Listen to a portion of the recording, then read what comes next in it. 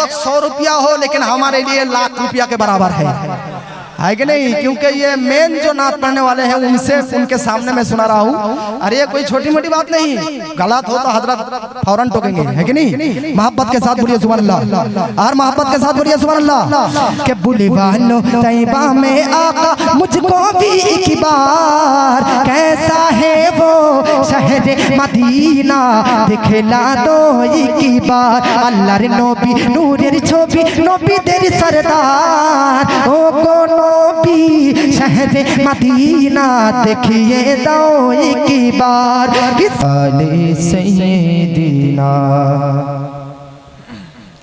सल्लल्लाहु अलैहि व आलिहि वसल्लम।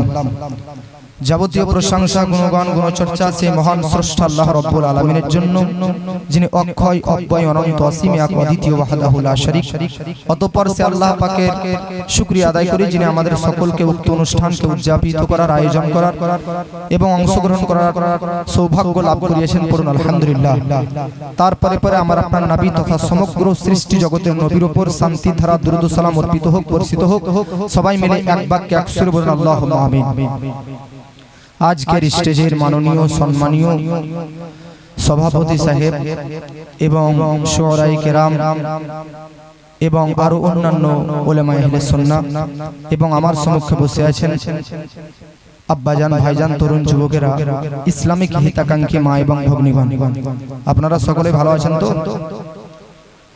আজকের এই স্টেজে সভাপতি থেকে নিয়ে বক্তা, শায়ের সবাই একদিক দিয়ে অ্যাকচুয়ালি সবাই উর্দু ভাষী। বাংলার মান মর্যাদা রাখার জন্য একটাই বাংলা বক্তাকে আনা হয়েছে। তো সবাই যদি উর্দু বলে তো বাংলা শুনতেও বাংলা বলতেও মজা লাগবে না। তবুও আপনারা অন্তরে মহব্বত নিয়ে যখন উপস্থিত হয়েছেন, মাশাআল্লাহ ধুম ধাড়াক্কা নাত মানকাবাত হামদে বাড়ি তালা সহ অনেক সুমধুর কণ্ঠে আপনারা শ্রবণ করলেন। হযরতের জন্য দোয়া করি তিনার ইলমে আমলে হায়াতে কলমে বরকত দান করুন। প্রণামিন। টাইম খুবই সংকীর্ণ, সংক্ষিপ্ত, অল্প, তাই টাইমের দিকে লক্ষ্য রেখে আমি আপনাদের সম্মুখে কিছু বার্তা দিয়ে যাব, তারপরে আমার বক্তব্য ইতি এবং সমাপ্তি ঘোষণা করব। নাম্বার 1 কথা আপনাদের মাঝে আমার থাকলো, আপনারা আমার এই কথাটি অন্তরের খাতায় নোট করে নিন। এই যুগে, এই জামানাতে ঈমান বাঁচানো সবচাইতে দুষ্কর, ঈমান বাঁচানো সবচাইতে মুশকিল। এইজন্য আপনাদের নিকট আবেদন, ঈমানকে বাঁচানোর চেষ্টা করুন। কেন? তার কারণ আল্লাহ রাব্বুল আলামিন কোরআনের মধ্যে বলতেছে, ইয়া আইয়ুহাল্লাযীনা আমানুত্তাকুল্লাহ হাক্কা তুকাতিহি ওয়া লা তামুতুন্না ইল্লা ওয়া আনতুম মুসলিমুন। তোমরা ততক্ষণ পর্যন্ত মরিও না যতক্ষণ পর্যন্ত পূর্ণ সাকসেসফুল মুসলমান না হয়ে যাও। আজ আপনারা যিনারা এখানে বসে আছেন, কেউ কি অমুসলিম? প্রত্যেককেই মুসলিম, প্রত্যেককেই মুমিন। তাহলে আল্লাহ পাক কোরআনে বলতেছে, ইয়া আইয়ুহাল্লাযীনা আমানু, অর্থাৎ হে বিশ্বাসী বান্দাগণ তোমরা মুসলমান হয়ে মরো। এখন প্রশ্ন হচ্ছে এটাই, মুসলমান তো আমরা আছি, তাহলে আল্লাহ আমাদেরকে মুসলমান হয়ে মরতে কেন বলতেছে? এই ব্যাপারে আপনি 3টি হাদিস শুনেন, তাহলে বুঝতে পারবেন। মহব্বত করুন সুবহানাল্লাহ। বাবাজি বিশ্ববিখ্যাত হাদিসের কিতাবের নাম হচ্ছে তিরমিজি শরীফ। বাবাজি তিরমিজি শরীফ তো নাম শুনেছেন, তিরমিজি শরীফের হাদিস নম্বরটি শুনে তাহলে বাবাজি আপনারা বুঝতে পারবেন। ভাই জানেরা, তিরমিজি শরীফের মধ্যে হাদিস নম্বর হচ্ছে 2198 নম্বর হাদিস। আব হাদিসটি বাংলায় শুনে নবীজি সাল্লাল্লাহু তাআলা আলাইহি ওয়াসাল্লাম বলেছে, ইবনে আদম সন্তান আমরা সবাই হচ্ছি ব্রাদার হযরতে আদম আলা নবীনা আলাইহি সালাতু ওয়াত তাসলিমের সন্তান। তাই বাবাজি পৃথিবীর মধ্যেতে কম বেশি 4500 ধর্মাবলম্বী বাস করতেছে।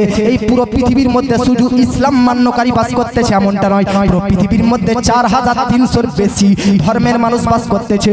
আমার নবীজি সাল্লাল্লাহু তাআলা আলাইহি ওয়াসাল্লাম ইবনে আদম সন্তান। বাবাজি পুরো পৃথিবীর আদম সন্তান, চাহে ও মুসলিম হোক চাহে অমুসলিম হোক, খ্রিস্টান হোক জৈন হোক অথর্ব হোক ইহুদি হোক নাসারা হোক, পুরো পৃথিবীর আদম সন্তানকে নিয়ে নবীজি বলতেছে 4 ধরনের হবে, 4 কোয়ালিটির হবে, 4 প্রকারের হবে, 4 পদ্ধতির হবে। নাম্বার 1 নবীজি বলতেছে এক ধরনের ইবনে আদম হবে, এক ধরনের আদম সন্তান হবে, মুমিন হয়ে জন্মগ্রহণ করবে, মুমিন হয়ে জীবন যাপন যাপন করবে এবং মারাও যাবে মুমিন অবস্থায়। বাবাজি এই যে প্রথম প্রকার বললাম, মুমিন হয়ে জন্মগ্রহণ করবে, মুমিন হয়ে জীবন যাপন করবে, মুমিন হয়ে ইন্তেকাল করবে, এদের ব্যাপারেই তো বেরাদার কুরআনের মধ্যে আল্লাহ পাক বলতেছে কদ আফলাহাল মুমিনুন, এরাই হচ্ছে সফল মুমিন, এরাই হচ্ছে আসল মুমিন, এরাই হচ্ছে প্রকৃত মুমিন। এদের জন্য আল্লাহ পাক জান্নাতের ব্যবস্থা করে রেখেছে, এদের জন্যই তো আল্লাহ পাক জান্নাতে বেরাদার দুধের নহর, এদের জন্য আল্লাহ পাক জান্নাতের মধ্যে মধুর নদী, এদের জন্য জান্নাতের মধ্যে হাউজে কাউসারের ব্যবস্থা করেছে, এদের জন্যই তো জান্নাতের মধ্যে হুরের ব্যবস্থা করেছে, এদের জন্যই তো জান্নাতের মধ্যে বাজি বড় বড় ইমারত ব্যবস্থা করেছে। প্রথম প্রকার কি শুনলেন? মুমিন হয়ে জন্মগ্রহণ করবে, মুমিন হয়ে জীবন যাপন করবে, মুমিন হয়ে মারা যাবে, এদের জন্য জান্নাত। এবার আসুন ব্রাদার, নবীজি বলেছিলেন 4 প্রকারের হবে। এবার 2 নম্বর ব্রাদার প্রকার শুনুন। নবীজি বলতেছে কাফির হয়ে জন্মগ্রহণ করবে, কাফির অবস্থায় জীবন যাপন করবে এবং কাফির অবস্থায় মারা যাবে, এরা হচ্ছে জাহান্নামী। এদের জন্য জাহান্নামের মধ্যে বড় বড় গর্ত, বড় বড় কুয়া, বড় বড় আজকে ব্রাদার আযাবের জন্য ফেরেশতাদেরকে নিযুক্ত করা হয়েছে। 2টি প্রকার শুনলেন। এবার 3 নম্বর প্রকার শুনেন বাবাজি। আমার নবীজি বলতেছে মুমিন হয়ে জন্মগ্রহণ করবে, মুমিন হয়ে জীবন যাপন করবে, কিন্তু মারা যাবে বেঈমান হয়ে। 3 নম্বর, মুমিন হয়ে জন্ম নেবে, মুমিন হয়ে জীবন যাপন করবে, কিন্তু মারা যাবে কি হয়ে? বেঈমান হয়ে, বেদিন হয়ে, কাফির হয়ে। এরা হচ্ছে আসল কাফিরের মতন, যাদের মরণ হবে বেঈমান অবস্থায়, বেদিন অবস্থায়, এরা আসল কাফেরের মতনই হয়ে যায়। আর এদের জন্যই জাহান্নাম রয়েছে, এরা আসল কাফেরের মতনই ব্রাদার জাহান্নামে থাকবে। 4 নম্বর নবীজি বলতেছে কাফির হয়ে জন্মগ্রহণ করবে, কাফির হয়ে জীবন যাপন করবে, কাফির হয়ে জন্মগ্রহণ করবে, কাফির হয়ে জীবন যাপন করবে, কিন্তু মারা যাবে ঈমানদার হয়ে, মারা যাবে ব্রাদার ইসলামের মান্যকারী হয়ে, মারা যাবে ব্রাদার মুমিন হয়ে। আর এরা হচ্ছে আসল মুমিনের ন্যায় জান্নাতের মধ্যে থাকবে। তাহলে কি বুঝা গেল? কি বুঝতে পারলেন? তাহলে বাবাজি মুমিন হয়ে, মুসলমান হয়ে জন্মগ্রহণ করাটা আসল মুমিনের পরিচয় নয়, মুমিন হয়ে জীবন যাপন করাটা প্রকৃত মুমিনের পরিচয় নয়, বরং মুমিন হয়ে মরাটাই হচ্ছে প্রকৃত আসল মুমিনের পরিচয়। अब 1 নম্বর হাদিস আপনারা বুঝতে পারলেন? জোরে বলেন বাহ।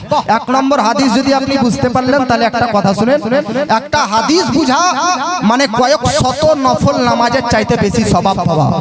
জোরে বলুন সুবহানাল্লাহ। अब 2 নম্বর হাদিস শুনেন, মুহাম্মদ বলুন সুবহানাল্লাহ। বাবাজি বিশ্ববিখ্যাত কিতাব, কিতাবের নাম হচ্ছে ব্রাদার বুখারী শরীফ। এই বুখারী শরীফের মধ্যে হাদিসটি মিডিলের মধ্যে লিপিবদ্ধ রয়েছে। হাদিসের প্রথমে নয়, বুখারী শরীফ কিতাবের প্রথমে নয়, শেষে নয়, মিডিলে আছে। বাবাজি মিডিল হাদিস শুনেন। আচ্ছা নাম্বারটা শুনেন। বুখারী শরীফের মধ্যে হাদিস নম্বর হচ্ছে 6607 নম্বর হাদিস। আরবি হাদিসটি শুনেন। নবীজি বলতেছে ইন্নামাল আমালু বিল খাওয়াতিম। জোরে বলেন। নবী বলতেছে ইন্নামাল আমালু বিল খাওয়াতিম, মানুষের আমল নির্ভর করে তার জীবনের শেষ মুহূর্ত মৃত্যুর উপর। জোরে বলেন। मतलब মানে হচ্ছে এটাই 80 বছর পর্যন্ত, 50 বছর পর্যন্ত নামাজের পর নামাজ, রোজার পর রোজা, হজের পর হজ, যাকাতের পর যাকাত দিলেন, সদকা করলেন, যাবতীয় উপাসনা আরাধনা করলেন, ইবাদত করলেন, কিন্তু মারা যাবার সময় বেঈমান হয়ে মরলেন, তো আপনার এই সকল আমল, সকল সৎ কাজ বেকার। আল্লাহ আপনার মুখে ছুড়ে দিবে, আল্লাহ আপনার মুখে ফেলে দিবে আর জাহান্নামের মধ্যে নিক্ষেপ করে দিবে। কেন? তার কারণ মানুষের মৃত্যুর উপর, মানুষের জীবনের শেষ মুহূর্তের উপর, মানুষের জীবনের শেষ নিঃশ্বাসের উপর তার জীবনের নামাজ ডিপেন্ড করে, তার জীবনের রোজা ডিপেন্ড করে, তার জীবনের হজ ডিপেন্ড করে, তার জীবনের যাকাত ডিপেন্ড করে। জগৎবাসী নামাজ, রোজা, হজ, যাকাত যদি করে যান আর মুস্তাফার প্রতি যদি ঈমানে ঘাটতি হয়ে মারা যান, জীবনের সমস্ত উপাসনা বেকার, জাহান্নামী হয়ে যাবে। এইজন্য আমাদেরকে মরতে হবে কি হয়ে? মুমিন হয়ে। জোরে বলেন। আবার একটা হাদিস শুনেন, মুহাম্মদ বলুন সুবহানাল্লাহ। বাবাজি বিশ্ববিখ্যাত হাদিসের কিতাব, কিতাবের নাম হচ্ছে মুসলিম শরীফ। এই মুসলিম শরীফের মধ্যে হাদিসটি, আচ্ছা নাম্বার শুনেন বাবাজি, মুসলিম শরীফের মধ্যে হাদিস নম্বর হচ্ছে 7232 নম্বর হাদিস। আমার নবীজি বলতেছে ইউআসু কুল্লু আবদিন আলা মা মাতা আলাইহি। জোরে বলেন। আমার নবী বলতেছে কিয়ামতের দিন হাসরের প্রান্তরে প্রত্যেকটি বান্দা, প্রত্যেকটি বান্দি সেই অবস্থাতেই উঠবে যে যেই অবস্থাতেই মারা যাবে। আপনার ইন্তেকাল যেই অবস্থাতে হবে ওই অবস্থাতেই কিয়ামতের দিন উত্তোলিত হবে, হাসরের প্রান্তরে উপস্থিত হবে। আপনার মৃত্যু যদি ব্রাদার বেঈমান অবস্থায় হয় তো হাসরের প্রান্তরে আপনার চেহারাতে অন্ধকারে ছেয়ে যাবে, হাসরের প্রান্তরে আপনার চেহারা কালো হয়ে যাবে। আর আপনার ইন্তেকাল যদি ঈমানি অবস্থায় হয় তো হাসরের প্রান্তরে সূর্যের চন্দ্রের ন্যায় আপনার চেহারাতে নূর আলোয় আলোকিত হয়ে যাবে। তাহলে যে যেই অবস্থাতে মারা যাবে ইন্তেকাল করবে সে সেই অবস্থাতেই কিয়ামতের দিন উঠবে। তাহলে বলুন আমাদের ইন্তেকাল যদি নাপাক অবস্থায় হয় তাহলে ব্রাদার হাসরের প্রান্তরে চেহারা কালো হয়ে উঠবে, হাসরের প্রান্তরে ব্রাদার অন্ধকার ছেয়ে যাবে। আর যদি ইন্তেকাল নবীর প্রতি ভক্তি রেখে হয়, ঈমানি অবস্থায় হয়, তাহলে হাসরের প্রান্তরে আপনার চেহারা উজ্জ্বলময় হয়ে যাবে, হাসরের প্রান্তরে আপনার চেহারা আলোকিত হয়ে যাবে।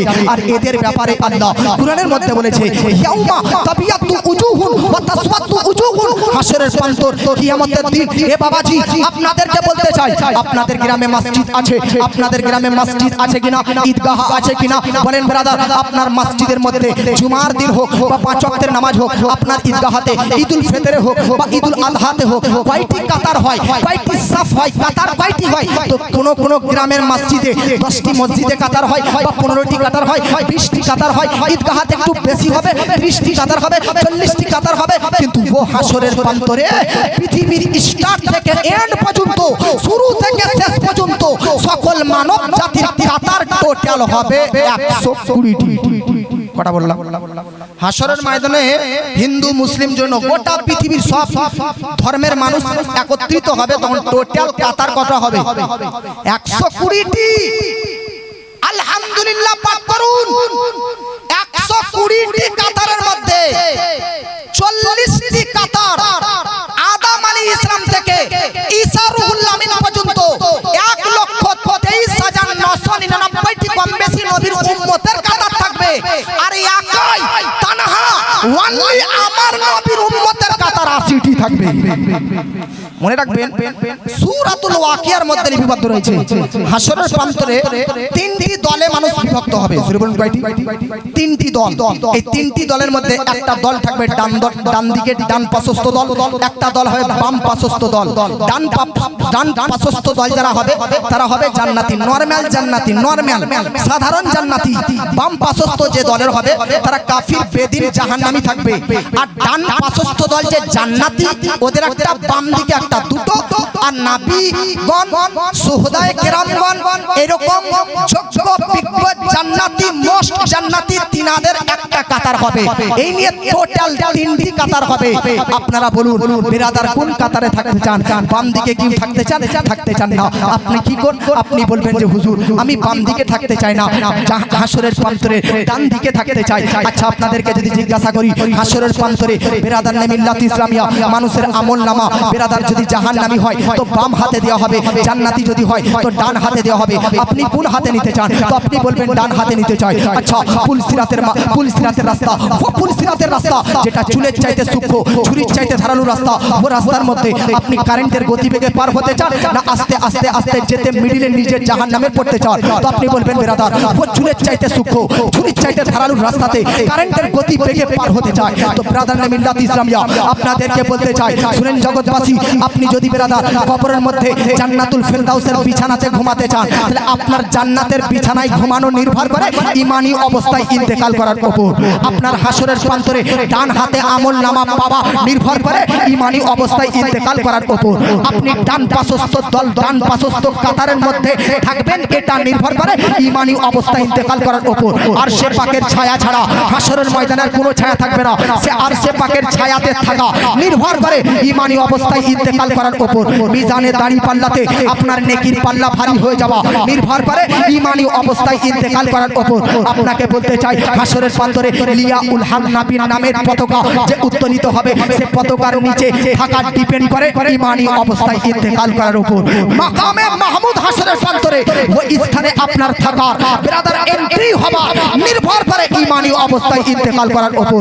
বাবাজি আপনাদেরকে বলতে চাই ব্রাদার হাসরের ময়দানে নবীজির দামানের তলে থাকাটা নির্ভর করে ঈমানি অবস্থায় ইন্তেকাল করার উপর। এক কথাতে নবীজির শাফাআত, নবীজির সুপারিশ এটা পাওয়া জান্নাতি যত নাজ নেয়ামত, ये सब কিছু পাওয়া নির্ভর করে ঈমানি অবস্থায় ইন্তেকাল করার উপর। এই জন্য আপনাদেরকে একটা প্রশ্ন করছি, উত্তর দেন। ঈমানি অবস্থায় জন্মগ্রহণ করাটা সৌভাগ্যের বিষয় না ঈমানি অবস্থায় ইন্তেকাল করাটা সৌভাগ্যের বিষয়? জোরে বলে। তো আমাদের ঈমানি অবস্থায় ইন্তেকাল করা সৌভাগ্যের বিষয়। আমরা কি কখনো ঈমান নিয়ে মরবো এই নিয়ে চিন্তা আছে?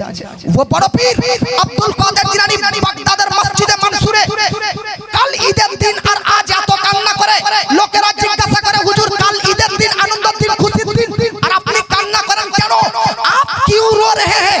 कल तो ईद है, कल हमारे लिए तो ईद है, कल हमारे लिए तो खुशी है, लेकिन आप रो रहे हैं क्यों रो रहे हैं? तो हुजूर बड़े पीर अब्दुल कादिर जिलानी दुनिया वालों को बता दिया, सुन लो, कल तो ईद जरूर है, लेकिन ये अब्दुल कादिर के लिए कल के दिन ईद नहीं है, बल्कि अब्दुल कादिर के लिए उस दिन सबसे बड़ी ईद होगी जिस दिन ईमान की हालत में इंतकाल फरमाएगा।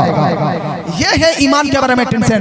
तो बाबा जी बड़ो पीरेर এত আমল থাকার পরেও তিনি যদি ঈমানি অবস্থায় ইন্তেকাল করা নিয়ে এত চিন্তা করতে পারে, তো আমাদের কত চিন্তা করা উচিত? উচিত কি উচিত না? এইজন্য বাবাজি আজ পুরো আহলে স্টেজের তরফ থেকে আপনাদেরকে বার্তা দিয়ে যাচ্ছি, ঈমানকে রক্ষা করতে শিখুন। ঈমান আর এক হচ্ছে আমল। একটা কি ঈমান আর একটা আমল। ঈমান হচ্ছে পকেটের ন্যায় আর আমল হচ্ছে পকেটে রাখা বস্তু টাকার ন্যায়। আরে পকেট যদি থাকে তবেই তো টাকা পয়সা বস্তু থাকবে, আর পকেটই যদি না থাকে, জেবি যদি না থাকে, তাহলে বস্তু পকেটে রাখা নিচে পড়ে যাবে। আরে ঈমান হচ্ছে পকেটের নাম আর আমল হচ্ছে বস্তুর নাম। ঈমান যদি ছিঁড়া থাকে, ঈমান যদি ফাটা থাকে, ঈমান যদি না থাকে, জীবনের সমস্ত আমল রূপী নামাজ রোজা হজ যাকাত রূপী টাকা পয়সা বস্তু ये সব কিছু ভরা মাত্র সব নিচে পড়ে যাবে। এজন্য ঈমানকে মজবুত রাখতে হবে। ঈমানের সম্পর্ক কিসের সঙ্গে? ঈমানের সম্পর্ক হচ্ছে বিশ্বাসের সঙ্গে, ইয়াকিনের সঙ্গে। আপনার বিশ্বাস আল্লাহ সংক্রান্তে কেমন? আপনার বিশ্বাস তো ওয়াহাবিদের মতন নয়, আপনাদের বিশ্বাস তো দেওবন্দীদের মতন নয়, আল্লাহ উপর আপনার বিশ্বাস তো বেরাদার রাফজি শিয়া খারিজিদের মতন নয়, আপনার বিশ্বাস নবীর উপর কেমন? সম্পূর্ণ বাতিল ফিরকাদের মতন নয়। তো আপনার বিশ্বাস সাহাবায়ে কেরাম সংক্রান্তে কোনো ভ্রান্ত মতবাদ পোষণকারী দলদের মতন নয়। আপনার বিশ্বাস যদি আল্লাহ সংক্রান্তে, নবী সম্পর্কে, সাহাবা সম্পর্কে, আহলে বায়াত সম্পর্কে, বাবাজি ইসলামের গুরুত্বপূর্ণ বিষয়, ইম্পর্টেন্ট হার্ড উচ্চাঙ্গ বিষয়গুলোর প্রতি যদি ত্রুটি থাকে, খুঁত থাকে, ভুল থাকে, তো আপনার ঈমান বেকার। আমল নিয়ে কি করবেন যদি ঈমানটাই হারিয়ে যায়? কথা বলেন। এই জন্য ঈমানকে আমাদেরকে মজবুত রাখতে হবে। আবার আলা হযরত মনে রাখবেন, স্টেজে এত আলেম ওলামা আছে, ইনাদের সম্মুখে বক্তব্য রাখাটাও বিশাল ব্যাপার, সাহসের ব্যাপার। এত বড় বড় আলেম ওলামা রয়েছে, বক্তব্য একটা এদিক ওদিক মিস হলে, ভুল হলে হযরতরা সঙ্গে সঙ্গে ধরবে। আর এই সব জায়গাতে ভুল ধরলে মানে ভাইরাল হয়ে গেল নাকি? এই জন্য আপনাদেরকে বলতে চাই, ঈমান বাঁচানোর জন্যই তো আল্লাহ আলা হযরতকে প্রেরণ করেছে। জোর সে বলেন। আব বাংলাতে যদি বক্তব্য শুনছেন তো একটা কথা শুনেন, ওয়াহাবি দেওবন্দি ফারাজি তাবলিগি জামাতি এদের জন্ম কত হিজরি থেকে, কত হিজরি থেকে, এদের জন্ম কোথা থেকে, ব্রাদার 5 মিনিটে শুনেন। পুরো পৃথিবীর মধ্যে সর্বপ্রথম ওয়াহাবি শুরু হয় কোথা থেকে? নাজ শহর থেকে। জরুন কোথা থেকে? নাজ। এই নাজ শহরটা কোথায় আছে? আরবের পূর্বে প্রান্তে। কোথায় জরুন বলেন? আরবের পূর্বে প্রান্তে। নাজ শহরের মধ্যে এখন চলছে সাল 1447 হিজরি। জরুন কত? 1447 হিজরি। আর যদি খ্রিস্টাব্দ জিজ্ঞাসা করি তো বলতে পারবেন 2026। তো 1447 হিজরি 2026 খ্রিস্টাব্দ চলছে। পুরো পৃথিবীর মধ্যে ওয়াহাবি শুরু হয়েছে আমি বললাম নাজ শহর থেকে, প্রথম ভারত থেকে নয়, পাকিস্তান থেকে নয়, বাংলাদেশ থেকে নয়, ইরাক থেকে নয়, ইরান থেকে নয়, প্রথম কোথা থেকে? নাজ শহর থেকে। নাজ শহরটা কোথায় অবস্থিত? ভারতের পূর্বে প্রান্ত থেকে। আসুন, ये ওয়াহাবিদের যে মেন মাস্টার মাইন্ড, ওয়াহাবিদের যে মেন ভ্যালেন, ওয়াহাবিদের যে মেন গুরু, ওয়াহাবিদের যে মেন নায়ক, ওয়াহাবিদের যে মেন হিরো, এর জন্ম কখন হলো শুনেন বাবাজি। এর জন্ম হচ্ছে 1111 অর্থাৎ 1111 হিজরিতে। এখন চলছে কত? 1447 হিজরি, মোটামুটি 350 বছর আগে 1111 হিজরিতে। হিসাব করতে তো জানেন, ম্যাথ সম্পর্কে তো জানেন, অঙ্ক সম্পর্কে জানেন। 1447 সাল চলছে, 1111 মাইনাস করেন, দেখবেন কত বছর দাঁড়াবে। তত বছর আগে ওয়াহাবিদের গুরু মুহাম্মদ বিন আব্দুল ওয়াহাব নাজদি এর নাজ শহরে জন্ম হয়। 1111 হিজরিতে ওয়াহাবিদের মাস্টার মাইন্ড জন্মগ্রহণ করে। একটা কথা হযরত বলছি দায়িত্বশীলতার সহিত, যে মেন ওয়াহাবি যার কাছ থেকে শুরু, ওর নাম হচ্ছে মুহাম্মদ। কি নাম বলে? নাম নবীর নামে, নাম প্যারা কিন্তু কাজ খারাপ। এজন্য মানুষের পরিচয় নামের ওপর নয়, মানুষের পরিচয় মানুষের ঈমানের ওপর, আকীদার ওপর। মানুষের পরিচয় নামের ওপর নয়। ওয়ারনা তো হযরতে আলীকে শহীদ করেছিলেন কে? আব্দুর রহমান বিলজাম। ও একজন আব্দুর রহমান ভালো নামের ব্যক্তি। ইমাম হোসেনকে শহীদ করেছে কে? ইয়াজিদ। এটা ভালো নাম ছিল, এটাও সাহাবীদের নাম ছিল। যেদিন ইমাম হোসেনকে ইয়াজিদ শহীদ করেছে, তারপর থেকে এই ইয়াজিদ নাম শব্দটা মানুষের নজরে খারাপ হয়ে গেছে। ওয়ারনা ইয়াজিদের আগে অনেক সাহাবীর নাম ইয়াজিদ ছিল। তো বাবাজি আপনাদেরকে বলতে চাই, মানুষের নামে পরিচয় নয়, মানুষের আকীদাতে পরিচয়। 1111 হিজরিতে বেরাদার নাজ শহরে মুহাম্মদ নামক এক ব্যক্তি জন্ম নিল, ওয়াহাবিদের গুরু মুহাম্মদ।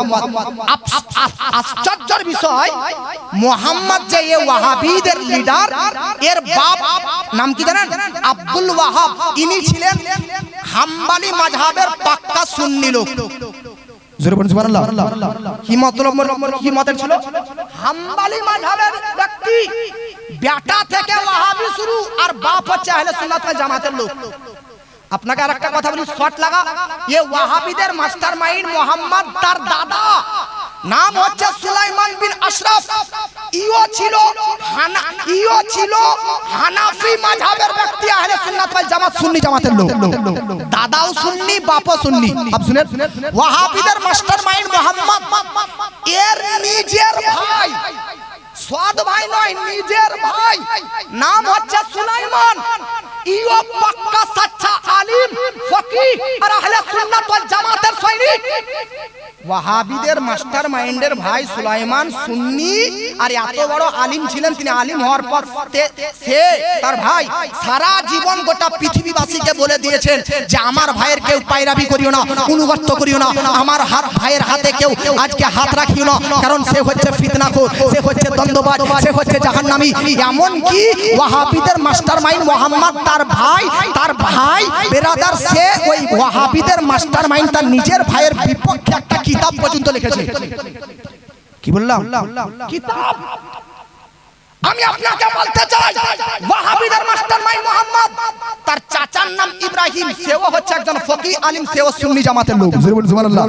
তার কারণ সেই থেকে তো ওয়াহাবি শুরু, তার আগে তো সব সুন্নি। শুধু শুনে নেন, তার চাচাই তো ভাই দুটো, আব্দুর রহমান আর আব্দুল আজিজ, সে দুজনে ছিল ফকিহ আলিম, সুন্নি জামাতের লোক। আব্বাজি আপনাদেরকে বলতে চাই, 1111 হিজরিতে যখন ওয়াহাবিদের মাস্টারমাইন্ড মুহাম্মদ বিন আব্দুল ওয়াহাব, আব্দুল ওয়াহাব বাপ কিন্তু ভালো, বেটা কিন্তু খারাপ, মুহাম্মদ বিন আব্দুল ওয়াহাব এই ওয়াহাবিদের গুরু যখন জন্মগ্রহণ করলো, আকীদা খারাপ করতে লাগলো। বেরাদার, এর আকীদা কি? দুরূদ শরীফকে পড়া অপছন্দ করতে লাগলো। এমন কি আজানের আগে আজান দেবার আগে দেখবেন মুয়াজ্জিনরা ছোট্ট করে একটা দুরূদ শরীফ পাঠ করে। সে মসজিদের মুয়াজ্জিনকে বলে, তুই আজানের আগে দুরূদ পাঠ করিস না, তুই আজানের আগে দুরূদ পাঠ করিস না। বারবার বলার পর যখন মুয়াজ্জিন শুনেনি নবীজির ইশকে আজানের আগে দুরূদ শরীফ পাঠ করেছে, তো ও মুহাম্মদ বিন আব্দুল ওয়াহাব নাজদি, সে ওই মুয়াজ্জিনকে মার্ডার পর্যন্ত করেছে। আল্লাহু আকবার। ये मोहम्मद बिन अब्दुल वहाब नजदी, ये नबी सल्लल्लाहु अलैहि वसल्लमेर रौज़ाए अक़दास के सबचाইতে বড় মূর্তি বলেছে। আল্লাহু আকবার। ये ওয়াহাবিদের গুরু মাস্টারমাইন্ড নবীজির মাজারকে বলতে যে সানামে আকবর, সবচাইতে বড় বেরাদার মিল্লাত ইসলামিয়া বুত, সবচাইতে বড় মূর্তি। আপনাদেরকে বলতে চাই, এই পৃথিবীর মধ্যে 96 বছর বেঁচেছিল। ये ওয়াহাবিদের মাস্টারমাইন্ড কত বছর বেঁচেছিল? জোরে বলেন। 96 বছর। 96 বছর পর ই যখন মারা গেল, এর মারা যাওয়ার পর ভারতে ওয়াহাবি শুরু কখন দেখুন, ভারতের মধ্যে 1240 হিজরিতে, কত ভারতে ইন্ডিয়া হিন্দুস্তানে 1240, এখন চলছে 1400 কত, কসম খোদার লাখ টাকার চ্যালেঞ্জ, গোটা ভারতে 1200 হিজরির আগে একটা ওয়াহাবি ছিল, যদি দেখাতে পারেন 1 লাখ টাকা পুরস্কার। গোটা ভারতের মধ্যে 1200 হিজরির আগে যদি একটা দেওবন্দি ছিল, 1.5 লাখ টাকা হাদিয়া দেওয়া হবে।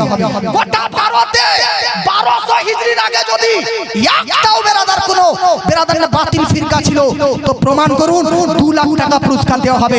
আর 2 লাখ টাকা তো আমার কাছে নেই, দিতেও পারবো না, তার কারণ আপনারা প্রমাণ করতেও পারবেন না আর আমাকে দিতেও হবে না। আপনাদেরকে বলতে চাই 1240 হিজরিতে সর্বপ্রথম এ ভারতের মধ্যে ওয়াহাবি 1240 হিজরিতে ভারতে যে সর্বপ্রথম ওয়াহাবি মত শুরু করলো, তার নাম কি?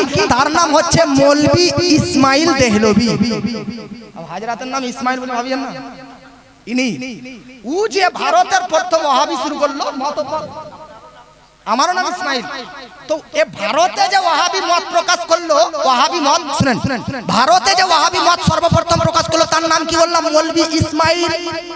अब नाम तो मुझे থাকবে না, ইমাম সাহেবের নাম না, মৌলভী ইসমাইল দেহলভী। একটা কিতাব লিখলো ওই মোহাম্মদ বিন আব্দুল ওয়াহাব নাজদি, সে একটা কিতাব লিখেছিল আরবিতে কিতাবুত তাওহীদ, ওটার হুবাহু উর্দুতে ট্রান্সলেট করে ই লিখলো তাকবিয়াতুল ঈমান। কত কি কিতাবের নাম? তাকবিয়াতুল। अब দেখুন 1240 সালে যখন এই ওয়াহাবি মত প্রকাশ করতে করতে পাঞ্জাবে গেল, কোথায়? পাঞ্জাব। যখন এই ওয়াহাবি মত প্রকাশ করার জন্য পাঞ্জাবে গেল, তো পাঞ্জাবে গেল 1246 সালে। পাঞ্জাবে যাওয়ার পর এখানে একটা জায়গার নাম আছে, জায়গার নামটা মনে পড়ে না, হ্যাঁ বালাকোট। কি বললাম? পাঞ্জাবের বালাকোটে ওয়াহাবি মত প্রকাশ করার জন্য ভারতের সর্বপ্রথম ওয়াহাবি গুরু মৌলভী ইসমাইল দেহলভীকে পাঠান বংশের আজকে বড় বড় যুবকরা তাকে হত্যা করে, মার্ডার করে, আজ পর্যন্ত তার লাশকে গায়েব করে দিয়েছে। চ্যালেঞ্জ, ওয়াহাবিদের যে মেন ভিলেন ভারতে, তার লাশ কোথায় আছে প্রমাণ করেন। আর কারণ পাবেনই না, তার লাশকে গায়েব করে দেওয়া হয়েছে।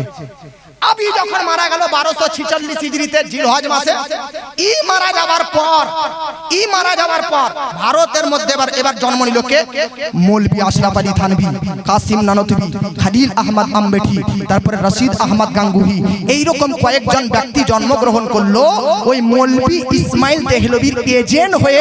এরা বেরাদার ভারতের মধ্যে ইসলাম, এরা ভারতের মধ্যে ইসলাম নষ্ট করতে লাগলো, আর ধর্মের মধ্যে মতনৈক্য তৈরি করতে লাগলো, ইখতিলাফ তৈরি করলো। আব শুনেন, দিলে হাত লেগে শুনেন, বাবাজি মৌলভী আশরাফ আলী থানভী কিতাব লিখলো হিফজুল ঈমান। বলুন তার কিতাবের নাম কি? দেওবন্দিদের কিতাব হিফজুল ঈমান। মৌলভী কাসিম নানতুবি কিতাব লিখলো কি? তাহজিরুন নাস। মৌলভী খালিল আহমদ আম্বেঠি কিতাব লিখলো কি? কিতাবের নাম কি? কিতাবের নাম হচ্ছে ব্রাদারনে মিল্লাত ইসলামিয়া বারাহিনে কাতিয়া। अब এরা এদের কিতাবে কি লিখলো? নবীজি হচ্ছে মুর্দা। বলুন নাউজুবিল্লাহ। নবীজি হচ্ছে মুর্দা। এরা বললো নবী হচ্ছে মাটির তৈরি। এরা হচ্ছে নবীর জ্ঞান হচ্ছে শয়তানের মতন। এরা বলতেছে নবীর জ্ঞান হচ্ছে বাচ্চা পাগলের মতন। এরা বলতেছে বেরাদার আল্লাহ সংক্রান্তেও আল্লাহ মিথ্যা কথা বলতে পারে। এরা বলতেছে আল্লাহ প্রতারক। এরা বলতেছে আল্লাহ বুড়া। এরা বলতেছে আল্লাহ জালিম। বাবাজি 1246 হিজরির পর যখন গোটা পৃথিবীর মধ্যে সুন্নিয়াতকে ধ্বংস করতে আরম্ভ করলো, ইসলামকে ধ্বংস করতে লাগলো, মানুষের মধ্যে বেরাদার বিভেদ সৃষ্টি করতে লাগলো, মানুষের অন্তর থেকে হেদায়েত কেড়ে নিতে লাগলো, তখন 1272 হিজরিতে আল্লাহ পাক 1272 হিজরিতে শাওয়াল মাসের 10 তারিখে, শাওয়াল মাসের 10 তারিখে শনিবারের দিন দুপুর বেলায় 1856 খ্রিস্টাব্দের 14 জুন বেরেলিতে ইমাম আহমদ রাজা কা আলা হযরতকে আল্লাহ প্রেরণ করলো। अब आला हजरत 1272 এর পর আসার পর আলা হযরত ডাইরেক্ট আসা মাত্র একটু কাফের বলেছে না। যারা আমাদেরকে ফতোয়া দেয় যে আলা হযরত সবাইকে কাফের বলেছে, শুনো কান খুলে, 1290 থেকে 1320 কত বছর হবে? 30 বছর। বলুন কত? 1290 থেকে 1320 কত? 30। हजरत 30 বছর পর্যন্ত 30 साल तक आला हजरत अशरफ अली थानवी मौलवी कासिम नरदवी मौलवी रशीद अहमद गांगुही যত ওয়াহাবিদের গুরু আছে এদের সকলকে সতর্ক করতে থাকে তোরা তোদের কুফরি বাক্য থেকে আজকে বিরত রাখ তোরা নিজেদের কালমা পড় তোরা তওবা কর 30 বছর পর্যন্ত বারবার আলা হযরত তাদেরকে তাকিদ করে বারবার তাদেরকে নিশ্চয়তা করে বারবার তাদেরকে সাবধান করে বারবার তাদেরকে অ্যালার্ট করে বারবার তাদেরকে সতর্ক করে 1320 হিজরি যখন হয়ে গেল 30 বছর পার হয়ে গেল আলা হযরতের কথায় যখন দেওবন্দীদের গুরু রিপ্লাই দিল না আলা হযরতের আজকে কথায় যখন ওয়াহাবিদের গুরু রিপ্লাই দিল না আলা হযরতের কথায় যখন ফারাজিদের গুরু রিপ্লাই দিল না আলা হযরতের কথায় যখন বেরাদান মিল্লাত ইসলামিয়া লামাযহাবিদের রিপ্লাই দিল না আলা হযরতের কথায় যখন খায়ের মুকাল্লিদরা রিপ্লাই দিল না তখন 1320 হিজরির পর আলা হযরত দুটি কিতাব লিখলেন একটা কিতাব নাম সাল্লুস সায়ুফ এই কিতাবের মধ্যে একটা কিতাব আর একটা আল কাওকাবাতি শাইফ এই দুটি কিতাব লিখে পুরো পৃথিবীর মধ্যে যারা এই আকীদা যে আকীদাগুলো তারা তাদের কিতাবে লিখেছে এই আকীদা যারা পোষণ করবে তারাও কাফির যে আকীদাকে সমর্থন করবে তারাও হচ্ছে কাফির इसका नाम आला हजरत अब 2-5 मिनट होता और बोलो मोहब्बत के साथ और मोहब्बत के साथ और मोहब्बत के साथ बोलिए सुबह अब आला हजरत जैसे वंशधर नय आला हजरत जैसे वंशधर नय आला हजरत হচ্ছে आला हजरत তিনি হচ্ছে সুলতান শাহ মোহাম্মদ সাঈদুল্লাহ খান রহমাতুল্লাহ আলাইহির বংশধর জোরে বলেন কার বংশধর সুলতান মোহাম্মদ সাঈদুল্লাহ খান ইনি হচ্ছে আলা হযরতের পূর্বপুরুষ আচ্ছা হযরত আছে একটা কথা বলে দিই শুনেন আলা হযরত হচ্ছে একজন সাহাবীর বংশধর सुभान अल्लाह अब आपका तो दिल मचलता होगा कि उस सहाबी का नाम क्या है जिस सहाबी से हमारे इमाम का सिलसिला आया है उस सहाबी का नाम क्या है तो इस सहाबी नाम होचे कैस अब्दुर रशीद रज़ियल्लाहु ताला अन्हु अब सहाबी का नाम सुनाओ तो एक शेर में एक गजल पाठ करूंगा उसके बाद 10 मिनट तकरीर करूंगा एक नात पढ़ दूं एक बिल्कुल अब उसको बांग्ला में पढ़ो या हिंदी में पढ़ो बोलो अच्छा दोनों में मोहब्बत के साथ बोलो सुभान अल्लाह के बुलवा लो तैबा में आका मुझको भी एक बार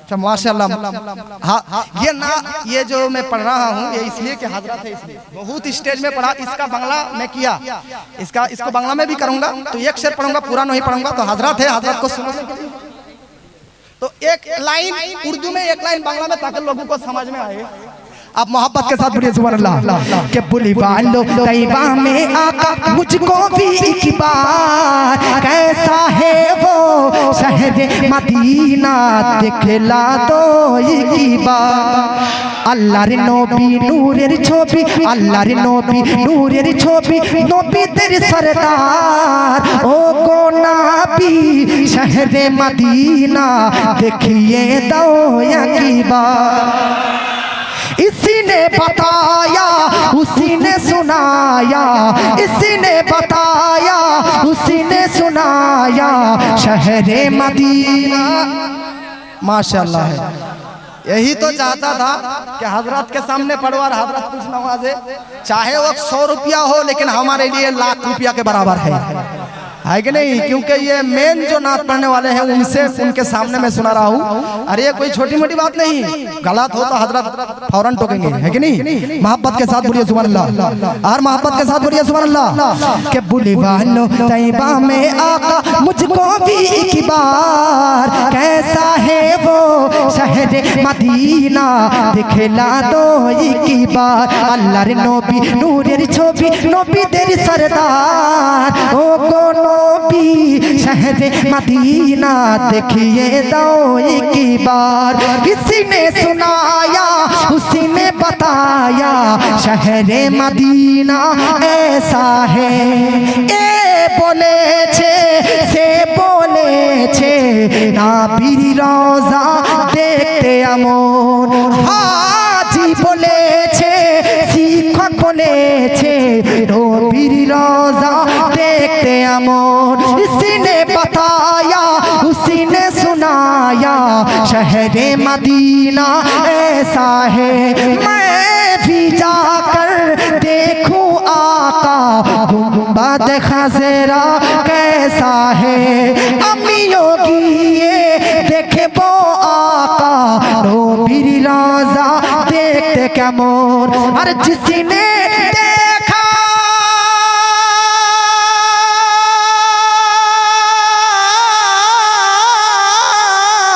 जिसने देखा उसने बताया खुलते बारी के जैसा है जे देखेছে সে বলেছে নবীর রওজা জান্নাতের মতো আর जिस दर पे हुरो गिलिमा का जय दरबारे हुर फारिस्तार जिस दर पे हुरो गिलिमा का जय दरबारे हुर गिलिमा जय दरबारे हुर फारिस्तार लगते छे बाजार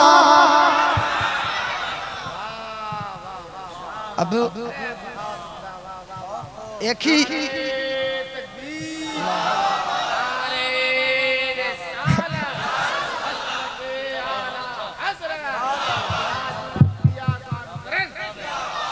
माशाल्लाह यही तो मैं चाहता था कि उर्दू हजरत भी कुछ हमें मोहब्बत करें वरना तो बंगाल के लोग हमको मुझे छोटा शेर कहता है अब तो छोटा शेर बाघेर बच्चा कहता है आपके यहाँ उलमा को मैं कुछ तो अब तो टाइम ज्यादा नहीं है इसलिए मैं और थोड़ी देर करूं उसके बाद मैं खत्म करूं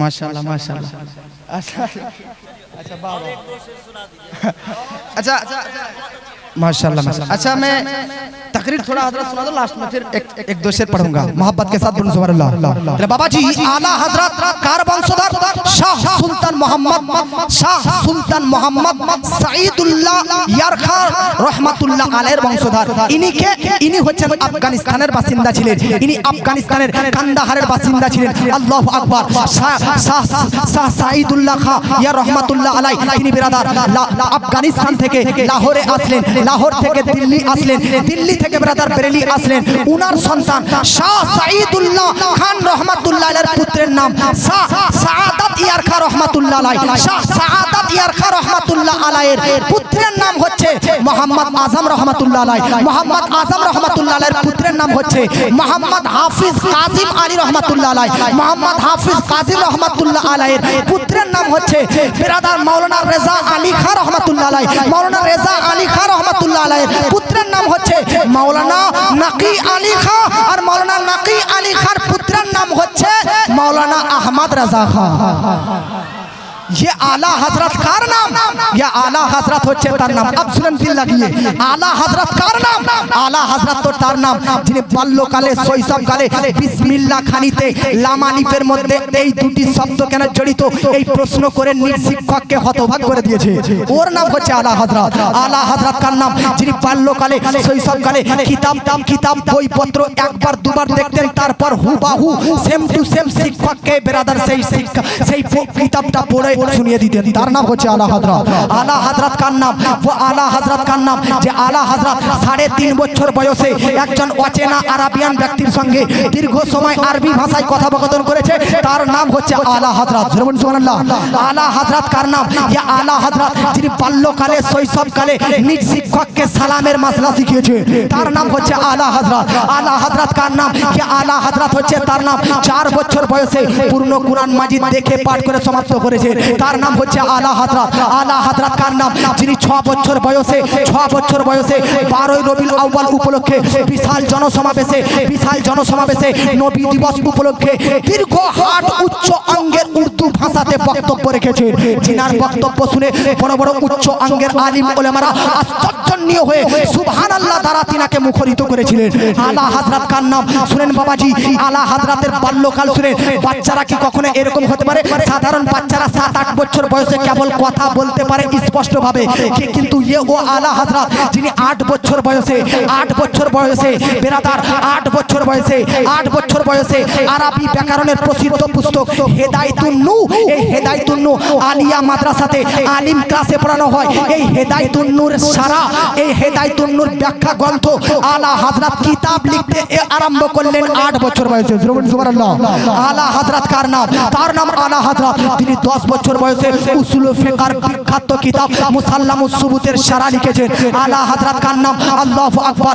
এ হচ্ছে আলা হযরত, যিনি 13 বছর 10 মাস 5 দিন বয়সে প্রচলিত জ্ঞানে শিক্ষা লাভ করে কারি আলিম ফাজিল মুফতি মুহাদ্দিস মুহাক্কিক মুদাক্কিক মুনাজির প্রচলিত জ্ঞানে পাণ্ডিত্য লাভ করে শিক্ষা সমাপ্ত করেন। তার নাম হচ্ছে আলা হযরত। সুবহানাল্লাহ। আলা হযরত কার নাম? যিনি 14 বছর বয়সে ফতোয়া প্রদান করার অনুমতি, ফতোয়া প্রদান করার দায়িত্ব পেয়ে গিয়েছে। আলা হযরত কার নাম? আলা হযরত তার নাম যখন ঘুমাতেন নবীর নাম মুহাম্মদ নামের আকৃতিতে ঘুমাতেন। সুবহানাল্লাহ। আলা হযরত কার নাম? যখন ঘুমাতেন তো হাতের বিরাদার বিদ্যা আঙ্গুলকে শাহাদাত আঙ্গুলের মধ্যে এমন ভাবে রাখতেন যে হাতের আঙ্গুলগুলো আল্লাহ শব্দে পরিণত হয়ে যেত। আলা হযরত কার নাম? যে আলা হযরত তার নাম যিনি বাল্যকাল থেকে কখনো বাগদাদ শরীফের দিকে পা করেননি। আলা হযরত কার নাম? যিনি শৈশবকাল থেকে কখনো মাদিনার দিকে পা করেননি। আলা হযরত কার নাম? যিনি শৈশবকাল থেকে কখনো বেরাদার কাবা শরীফের দিকে পা করেননি। তার নাম আলা হযরত। আলা হযরত কার নাম? আপনাদেরকে বলতে চাই যে আলা হযরত 7 বছর বয়সে, কত বলুন 7 বছর বয়সে রোজা রাখতে আরম্ভ করেছেন। 7 বছর বয়সে। আল্লাহু আকবার।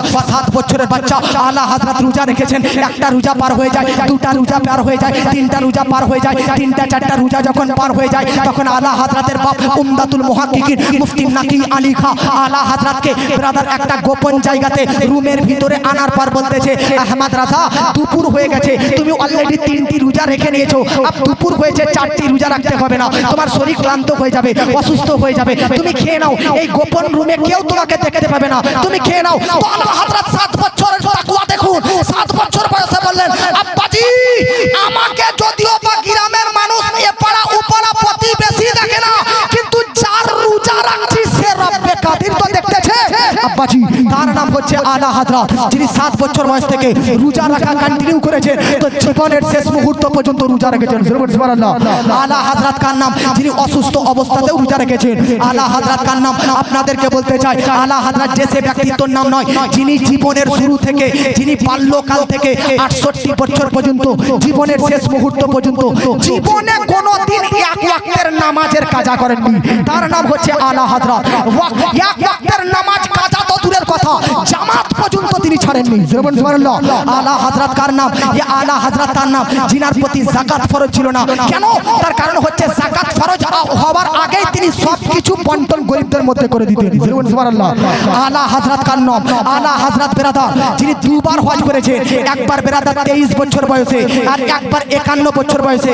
প্রথমবার হজ তিনার পিতা মাতার সঙ্গে করে যখন বেরাদার হজে যান, তো প্রথমবার যখন 23 বছর বয়সে হজে যান, তো মক্কার মুফতি কাবার ইমাম মক্কার মুফতি শাফিঈয়া ইমাম আহমদ ইবনে জিনি দাহলান রাহমাতুল্লাহ আলাইহি ও মুফতি হানাফিয়া আব্দুর রহমান সিরাজ রাহমাতুল্লাহ আলাইহি, ইনাদের মতন বড় বড় উলামায়ে কেরাম আলা হযরতকে সিহায়ে সিত্তার সনদ অর্পণ করেন। সুবহানাল্লাহ। আপনাকে বলতে চাই আলা হযরতের প্রথম হজ যখন আলা হযরত প্রথমবার হজে গেলেন, তখন একজন মুফতির মক্কার একজন মুফতি, তিনার নাম হচ্ছে হযরত সৈয়দ হুসেন ইবনে সলেহ রাহমাতুল্লাহ আলাইহি, তিনি আলা হযরতকে আগে কখনো দেখেননি, আগে কখনো চিনতেন না। সঙ্গে সঙ্গে মুফতি, ওই মক্কার মুফতি আলা হযরতকে দেখার পর আলা হযরতের কালাই ধরে হাত ধরে নিজের রুমে নিয়ে আসার পর দীর্ঘক্ষণ আলা হযরতের কপালকে দেখতে থাকে। আলা হযরত বলে, হুজুর আপনি আমার চেহারা দর্শন করতেছেন কেন? তো মক্কার মুফতির উত্তর শুনুন। মক্কার মুফতি বলতেছে, ইন্নী লা আজিদু নূরাল্লাহ ফি হাযাল জাবিন, এই ইমাম আহমদ রাজা আমি তোমার কপালে আল্লাহর নূর দেখতে পাচ্ছি। তার নাম হচ্ছে আলা হযরত। যে আলা হযরত 2 নম্বর হজে কখন গিয়েছে বললাম? 51 বছর বয়সে। আল্লাহু আকবার। দ্বিতীয় হজে যখন আলা হযরত যান, আল্লাহু আকবার, দ্বিতীয় হজে যখন আলা হযরত সফর করেন, দ্বিতীয় হজে যাবার পর ওই দ্বিতীয় হজে তিনি বেরাদার 8 ঘন্টাতে বেরাদার নবীর ইলমে গায়েবের পক্ষে একটা কিতাব লেখে, কিতাবের নাম হচ্ছে দাওলাতুল মাকিয়া। সুবহানাল্লাহ। আপনাকে বলতে চাই আলা হযরত এই দ্বিতীয় হজে মিসলুল ফাকিহিল ফাহিম নামক একটা কারেন্সির নোটের ব্যাপারে মাসলার কিতাব লেখেন। দ্বিতীয় হাজে আলা হযরত হুসামুল হারমাইন কিতাব লেখে। এই আলা হযরত কার নাম শুনেন বাবাজি? আলা হযরত দ্বিতীয়বার হজে যান তো তিনি মক্কা শহরে 2.5 মাস ছিলেন। 2.5 মাস থাকার পর আলা হযরত মদিনার দিকে যাচ্ছেন। আর মদিনার দিকে যাচ্ছেন তখন আলা হযরত লিখতেছেন, हाजियो आओ शहंशाह का रोजा देखो, हाजियो आओ शहंशाह का रोजा देखो। काबा तो देख चुके हो, काबे का काबा देखो। अल्लाह अकबर। वो आला हजरत मदीना दिखे যাচ্ছেন, वो आला हजरत मदीना दिखे যাবেন। বলুন আলা হযরত নবী প্রেমিক, এমন নবী প্রেমিক ছিলেন তিনি নবীর দিকে যাচ্ছেন, তার অন্তর কতটা ধড়ধড় করতে হবে বলুন তো? যে আলা হযরত চলেছেন তো নবীজির সুন্নাতের উপর চলেছেন। যে আলা হযরত বলেছেন তো নবীজির ইশকের উপর বলেছেন। যে আলা হযরত লিখেছেন তো আলা হযরত লিখেছেন তো নবীর ইশকের উপর লিখেছেন। যে আলা হযরত ঘুমিয়েছেন তো নবীর ইশকে ঘুমিয়েছেন। যে আলা হযরত কাউকে বন্ধুত্ব রেখেছেন তো নবীর ইশকে বন্ধুত্ব রেখেছেন। যে আলা হযরত কিতাব লিখেছেন তো নবীর ইশকে কিতাব লিখেছেন। আল্লাহু আকবার। वो आशिके रसूल, वो प्रेमिक, वो सच्चा मर्दे कलमदार आला हजरत দ্বিতীয় হজে যখন মদিনার দিকে যায়, মদিনাতে যাওয়ার পর বলতে চাই, ইয়া রাসূলুল্লাহ, ইয়া হাবিবাল্লাহ, ইয়া ইমাম আহমদ রাজা সর্বদা বলে এসেছে, तू जिंदा है वल्लाह, तू जिंदा है वल्लाह, मेरे चश्मे आलम से छुप जाने वाले आला हजरत बोलते थे, अंबिया को भी अजल आनी है मगर ऐसी के फकत आनी है। फिर उसी आंख के बाद उनकी हयात मिसले साबिक वही जिस्मानी है। सुबहानअल्लाह। बिरादर आला हजरत बोलते थे, या রাসূলুল্লাহ, সারা জীবন আপনাকে জিন্দা জিন্দা জিন্দা বলে এসেছি, আজ আপনাকে দিদার করতে চাই, আজ আপনাকে দর্শন করতে চাই, আজ আপনাকে দেখতে চাই। তো আলা হযরত প্রথম দিন বিরাদর মিল্লাত ইসলামিয়া নবীজির রওজার সামনে দরুদ ও সালাম পাঠ করে। ইয়া রাসূলুল্লাহ, দিদার দিন প্রথম রাতে আলা হযরত নবীর দিদার পাননি। দ্বিতীয় রাতে আলা হযরত দাঁড়িয়ে নবীজির প্রতি দরুদ সালাম প্রেরণ করে। দ্বিতীয় রাত্রিতেও আলা হযরত নবীকে দেখতে পাননি। তৃতীয় রাতে যখন আলা হযরত বিরাদর দরুদ পাঠ করতে করতে এমন একটা সময় চলে এসেছে, তৃতীয় রাতের শেষ অংশে আলা হযরত লিখতেছেন কলম দ্বারা, ও সুবে লালা জার ফিরতে কে তেরে দিন এ বাহার ফিরতে কে। আলা হযরত এই কালামটা লেখার পর লাস্টে লিখতেছেন, कोई क्यों पूछे तेरी बात रसा तुझसे হাজার শাইদা ফিরতে কে। আলা হযরত বলতেছে, এ ইয়া রাসূলুল্লাহ, তুমি আমার মতন এই ইমাম আহমদ রাজাকে দেখা দিবা না কেন? কত মানুষ এই মদিনার গলিতে তোমার দর্শন পাওয়ার জন্য ছুটতেছে। যখন আলা হযরত এই আবেদন করে, তখন আলা হযরতের এই আবেদন করা শেষ না হতে মদিনার রওজায়ে আকদাসের ভিতর থেকে রূহানি অবস্থায় নবী পার হয়ে আলা হযরতকে দর্শন দিদার করে নেন। এর নাম আলা হযরত, যার তার নাম আলা হযরত নয়। আচ্ছা, আলা হযরত কার নাম? ইলিমের নাম আলা হযরত। জোরে বলেন। ইলিম, আলিম তো আলিম, ইলিমের নাম। যখন আল্লাহর শানে বেয়াদবি করলো বাতিলরা, কি আল্লাহ মিথ্যা বলতে পারে, আল্লাহর আকার আছে, আল্লাহর দেহ আছে ইত্যাদি, তখন আলা হযরত আল্লাহর শান মানের পক্ষে একটা কিতাব লিখলেন, কি কওয়ারিউল কাহার আলাল মুজাসসামাতিল ফুজ্জার।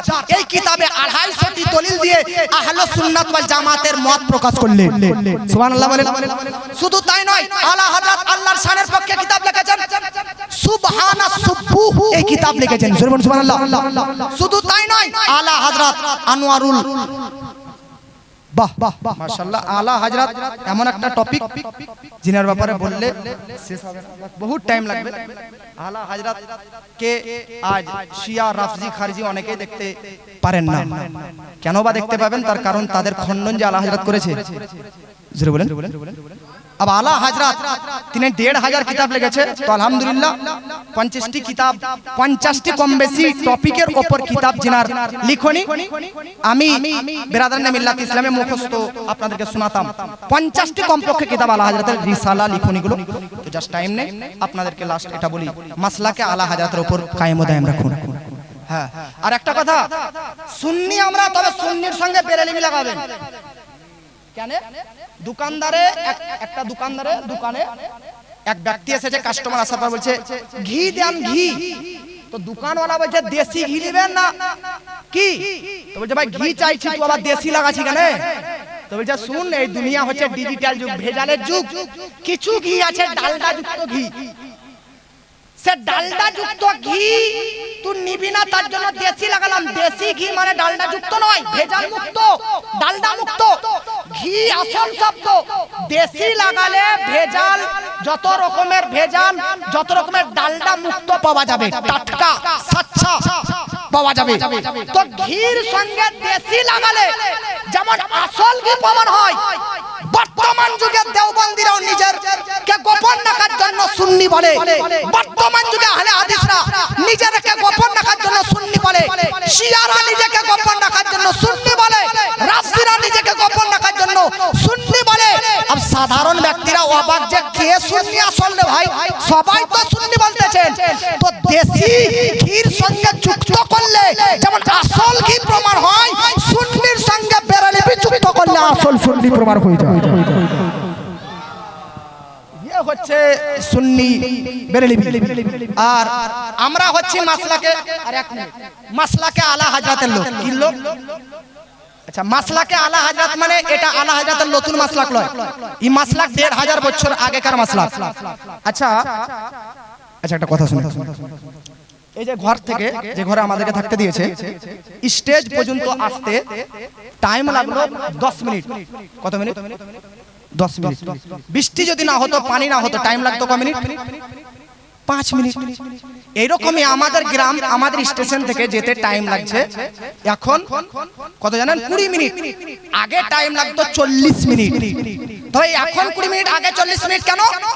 তখন আগে রাস্তাটা ক্ষত বিক্ষত ছিল, ঢালাই ছিল না, পিচ ছিল না, খাল বিল ঢিপ ঢাপ ছিল, এই জন্য আস্তে আস্তে বাইক সাইকেল চালিয়ে নিয়ে যেতে হতো, এই জন্য 40 মিনিট। আর এখন রাস্তা চকচকে ঝকঝকে চিকাচিক হয়ে গেছে, এই জন্য লাগছে 20 মিনিট। তো এখন এই 20 মিনিট রাস্তার পেরিয়ে দেখতেছি যে একজন এমএলএ এর নামের সাইনবোর্ড লাগা আছে। আমি এমএলএ কে বললাম, এমএলএ তোর বাপের রাস্তা, জি তোর নামের বোর্ড এখানে লাগিয়ে রেখেছি। এমএলএ বলছে আমার বাপের তো রাস্তা নয়, কিন্তু এই রাস্তাটা আমি তৈরি করে দিয়েছি, তাই এখানকার মানুষ খুশি হয়ে আমার নামের সাইনবোর্ড লাগিয়েছে। জগৎবাসী, এটাই হচ্ছে মাসলাকে আলা হযরত। আরে শুনেন, মাসলাক মানে রাস্তা। এই রাস্তা ১৫০০ বছর আগে নারে তাকবীর, নারে রিসালাত, মাসলাকে আলা হযরত, দ্বীন ইসলাম, দ্বীন ইসলাম, নারে তাকবীর, নারে রিসালাত, নারে হায়দারি, নারে গাউস। মাশাআল্লাহ। अब टाइम तो शेष।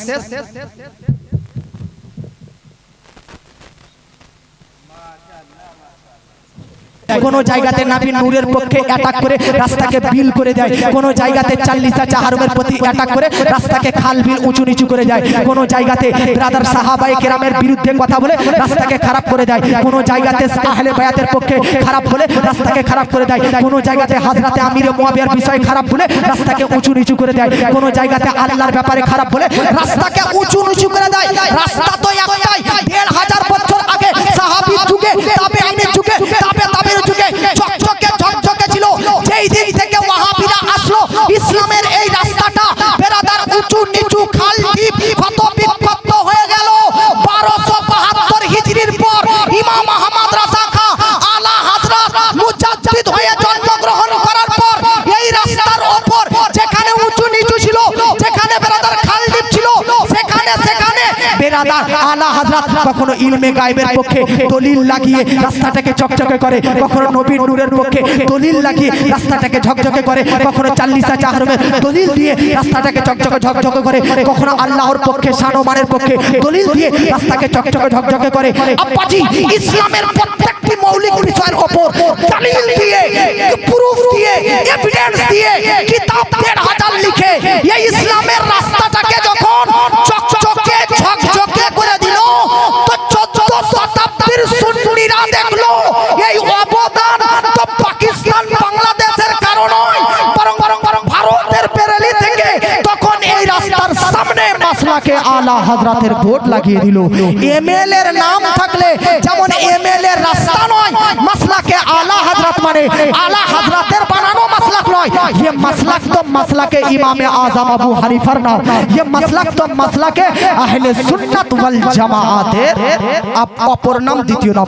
বাস अब হুজুর থেকে উপস্থিত রেখে আমার তো ব্রাদার ওয়াজ করা ভুল হবে, বাস এখানে বক্তব্য ইতি এবং সমাপ্তি করলাম। বলা ভাষার মাধ্যমে যদি হয়ে থাকে ভুল ত্রুটি তো ক্ষমা প্রার্থী। একবার বলুন আস্তাগফিরুল্লাহ রব্বি মিন কুল্লি যামবি ওয়া আতুবু ইলাইহি। কে ও গো মা আমিনা তোমায় বলি শোনো না, জোরে বলেন কে ও গো মা আমিনা তোমায় বলি শোনো না, ও গো মা আমিনা তোমায় বলি শোনো না, ও গো মা আমিনা তোমায় বলি শোনো না, ও গো মা আমিনা তোমায় বলি শোনো না, ও গো মা আমিনা তোমায় বলি শোনো না, ও গো মা আমিনা তোমায় বলি শোনো না। আরে তোমার ঘরে আসছে দেখো তাজদারে মদিনা, মা আমিনা তোমায় বলি শোনো না, ও গো মা আমিনা তোমায় বলি শোনো না। বাস শায়ের থাকতে গজল বলা ঠিক নয়, যেহেতু